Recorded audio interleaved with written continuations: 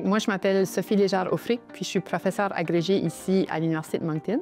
J'ai toujours été intéressée par les mathématiques appliquées. Donc, même depuis mes études universitaires de premier cycle, j'ai toujours été intéressée par ce type de projet-là. Donc, par exemple, au premier cycle, j'étais intéressée à un projet qui faisait intervenir les mathématiques et la musique.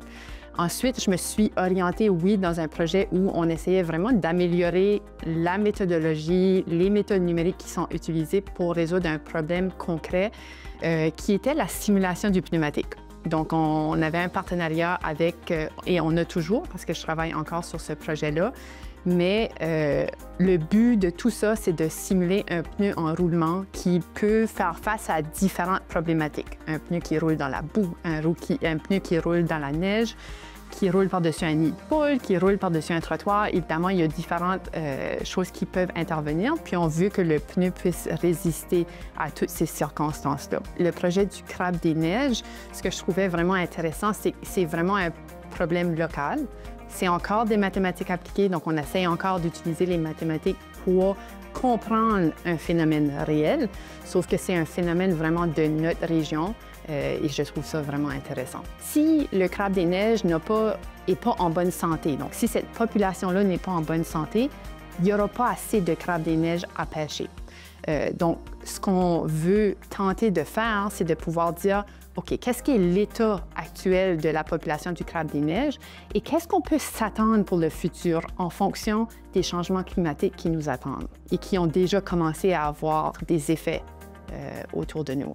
Mais une des choses qu'on sait par rapport au crabe des neiges, c'est que c'est une espèce qui est très capricieuse en termes de température d'eau. Donc, c'est une espèce qui préfère l'eau froide et l'intervalle de température dans lequel elle peut vraiment vivre de façon adéquate est très restreint.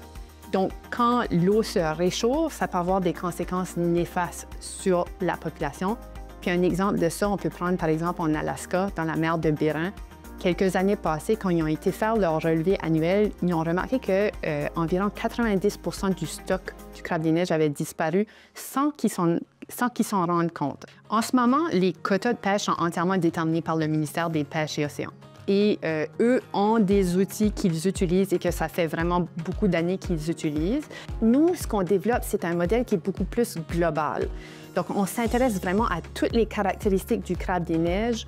On représente ça de façon mathématique pour pouvoir vraiment essayer de bien représenter les caractéristiques clés de la population du crabe des neiges pour ensuite non seulement pouvoir prévoir à court terme, mais à long terme. Si je donne par exemple un exemple, le crabe des neiges, l'incubation des œufs, habituellement dans une température normale pour l'eau, c'est environ 2 ans. Mais si la température de l'eau se réchauffe trop, ça devient 1 an. Mais nous, on est capable d'incorporer ça dans notre modèle, d'ajuster nos équations pour représenter ce changement-là et de voir qu'est-ce qui va être l'effet à long terme, même à court terme par rapport à la population. Est-ce que ça va l'augmenter? Est-ce que ça va avoir un effet néfaste? Qu'est-ce qui va changer par rapport à ça? Je te dirais qu'en discutant avec le ministère des Pêches et Océans, les changements climatiques n'ont pas vraiment encore été vus énormément pour la région, sauf cette année où ils ont remarqué une diminution quand même assez drastique dans une des catégories du crabe. Donc, c'est sûr que pour le crabe, là, il y a des petits crabes, des moyens crabes, des plus gros crabes.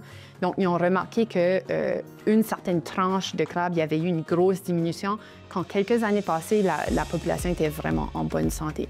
Donc, c'est un peu inquiétant à savoir est-ce que c'est dû au changement climatique.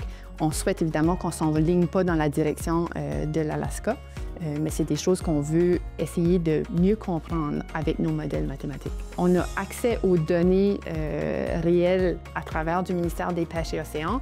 Donc, ce qu'on développe, on est capable de comparer avec ces données-là pour voir est-ce qu'on est sur la bonne route, est-ce qu'on est capable de reproduire les caractéristiques essentielles de la population du crabe des neiges.